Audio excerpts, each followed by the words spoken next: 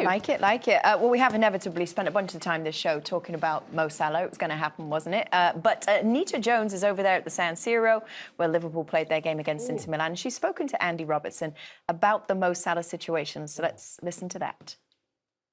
Firstly, he would probably, want the season to have went better for the club and for him. He puts, huge amount of pressure on himself to perform all the time, and last season he took it to a whole new level in terms of, at times he carried this whole team forward to go and achieve amazing things. And I think we've all been below the standards of last season, Mo included, and he'll be first to admit that. So.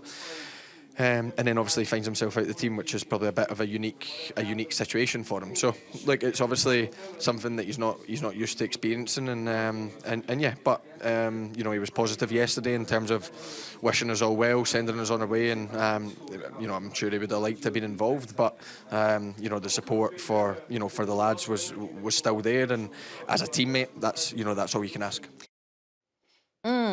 I guess what's interesting is that there's still a big question around what happens next, right? In terms of how this situation moves forward. There's another game that he could potentially play or be involved in against Brighton before he heads off to African Cup of Nations. Do you expect to see him in that squad at the weekend? I don't think so, to be honest. I don't know sort of why you sort of almost bring the circus of it. Whether he was on the bench, is he warming up the supporters? I don't know. Could it split the crowd with the manager and Mo Salah? So I just think because there's only one more game before he goes away, I think it's probably better if he just leave it for now and then see how the land lies when he's back from AFCON. And on the back as well of Liverpool performing well. The first time we've really seen Ekitike and Isak together. You'd think Wirtz would start on Saturday as well at home to Brighton. So it might. I actually said a few weeks ago Liverpool might have to almost build a team while Mo Salah was at AFCON for the future. Listen, for whatever reason, it's happened a couple of weeks before he's gone away to AFCON. But Liverpool were always going to have to find a way to get their big money signings in the team, and it hasn't happened yet, where all three have started. So I think the game against Brighton is a great opportunity to play the two strikers, play Wirtz behind the front. He was on the bench tonight. He did well when he come on. So I think it's the first time we might see that. And maybe what is the future of Liverpool in terms of going forward, not just this season, probably over the next 18 months to 2 years. You just want Salah to apologise and move on. Salah to apologise and move on. Because you don't want one of your legends of your club to go out like No, like you don't. And you know what? I love Mo Salah, the player. I absolutely love him to bits. He's been one of the greatest players. I've said that constantly in the world over the last 8 years.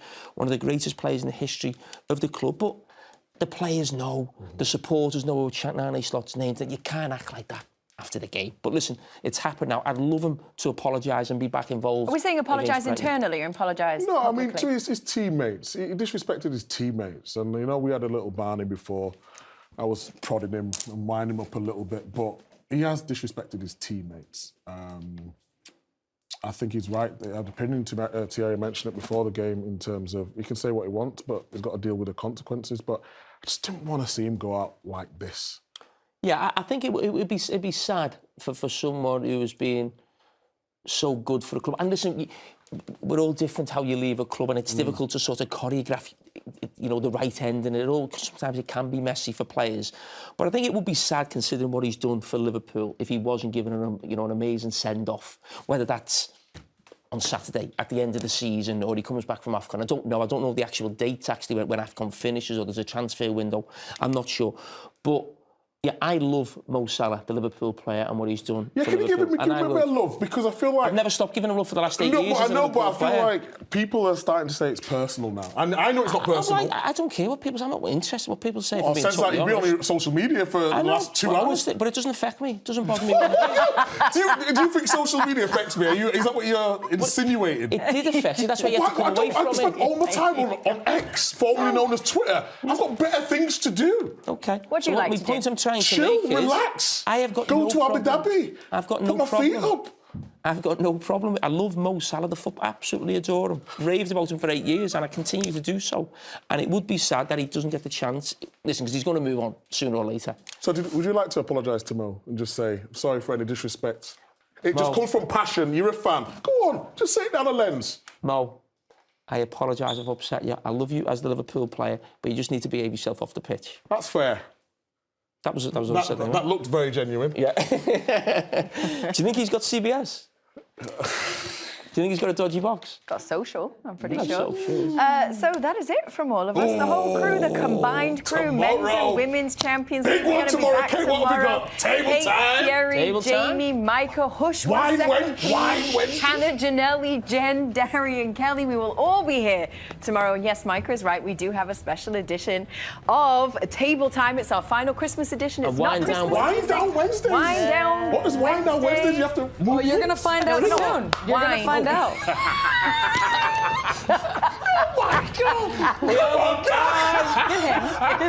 are we doing? Yes. All of that to look forward to and more. Thank you so much for joining us, everybody. It has been good to have you with us. We will see you all tomorrow. Make sure you join us for that. Goodbye, everybody.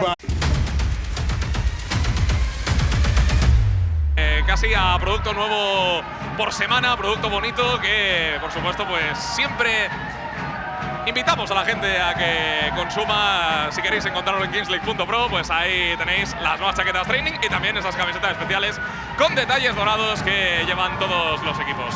Oye, ustedes tendrán más memoria que yo, pero ¿cuánto quedaron la última vez que se enfrentaron ellos? 3-4 ganó 1K.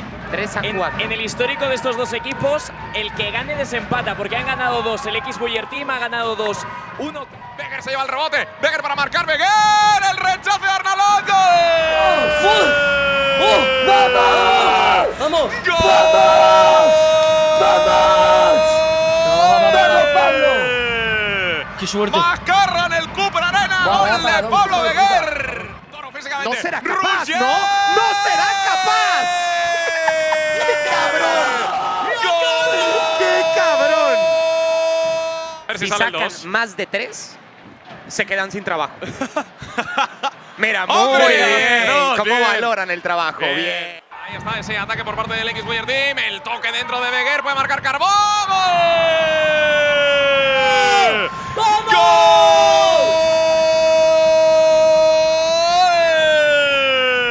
Pablo Becker. Becker que quiere poner el centro por delante. Finalmente lo pone por detrás del defensor. Carbó la pista. Carbó. No jodas. ¡Es el mejor de esta puta competición! Por algo es el Corona de Oro. China la juega atrás, no se decidió a tirar. Granero busca su perfil, Granero. Golazo. ¡Gol!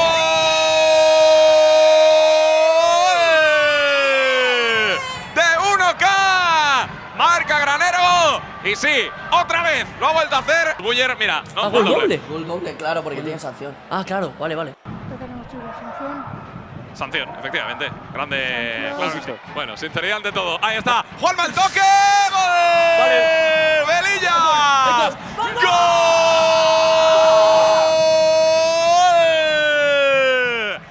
Balón que lleva ahí Pluvins el disparo. ¡Gol! Vale. ¡Gol! Me gusta.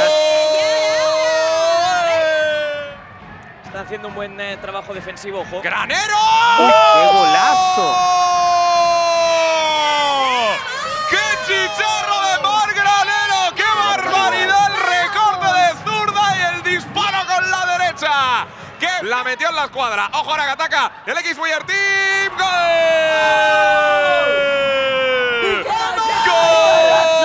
¡Al Carragher!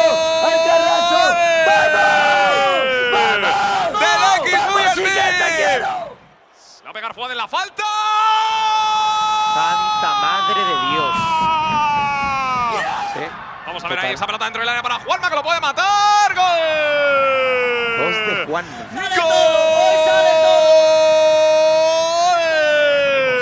Sí, no podía ser otro que Roger Carbó. No sé si te imaginabas que tu vuelta iba a ser de esta manera. Pues la verdad que no, o sea, ha sido la vuelta ideal.